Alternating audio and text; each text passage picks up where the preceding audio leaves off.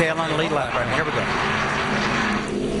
Back here at Memphis Motorsports Park, our 14th caution of the day for 61 of our 122 laps. If you're just tuning in, let's get you caught up, as it has been a bit of a slugfest. That is DJ Kenneting doing a little off-roading. In fact, we had so much rain here yesterday and a couple of days before, it's sink up to the axles if you go in. Then it was Kyle Keselowski in the 14 and Robert Richardson in the 28 getting together. Richardson didn't like what Kyle did, so he retaliated. NASCAR said, we'll see you at the trailer after the race.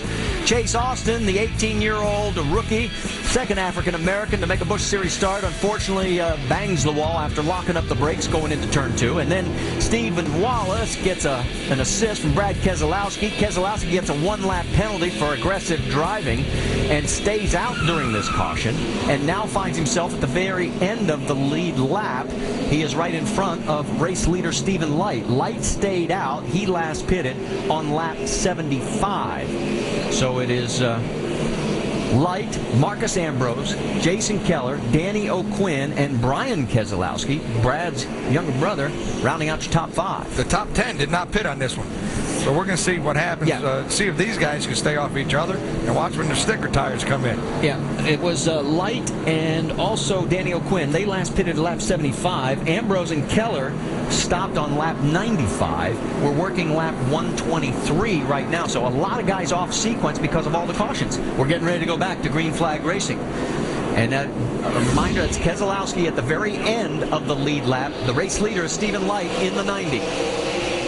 Right now, Keselowski's really going to be trying to hold off Stephen Leight and hoping for another caution to get back in the lead lap. And right now, he's got clear sailing. Looks like he's pulling the 90 car, Stephen Leight, pretty good now down the back straightaway. And look at the 59, our pole sitter, Marcus Ambrose. He is now listed in second place, tucking in as close as he can to that bottom line. Yes, sir. And Marcus Ambrose got a lot of damage down the right-hand side of that 59 car. Beating and banging, tire rubs up and down. But it's still running good right now, even though all that contact they've been having. If you take your car back to the hauler and it's in perfect condition today, you weren't in this race. Yeah. Well, if you were, you definitely drove a great race, and you didn't get run into. Well, I've been following and watching this sport for a long time and competed in it for a long time, guys. I don't believe I've ever seen anything like this action that's been happening. We're up to 14 caution flags, and let's just hope we can run some laps right now. Our longest green flag run, if you're just tuning in, has been 19 laps. To give you an idea, and here we are. We've just passed the halfway mark at the race. There is Carl Edwards, of course, one of our big stories. Carl trying to clinch his first NASCAR Series championship. And remember, he stopped, so he is back in 19th place. In fact, now starting to jump up through the field is Carl, as he is working his way. That's Jason Leffler, and there goes David Reagan underneath. And that is for position. So they're a little bit further back after making this round of pit stops. Well, these guys just aren't going to give it to Carl Edwards, that's for sure. Carl's going to have to earn this one, and this is close quarter he's in right now. And we've got more smoke and spins going on down the front straightaway.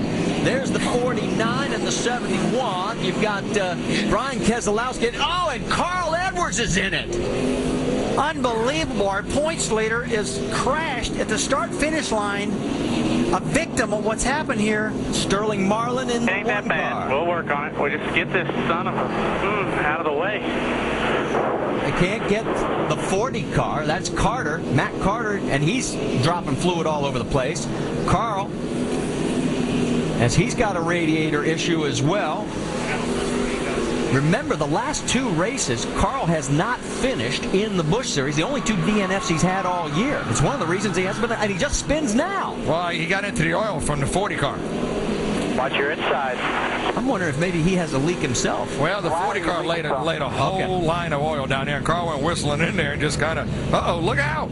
Well, at least he didn't do any more damage. He's got a rub on the left front tire. Out here, I guess. Guys, it's not over yet.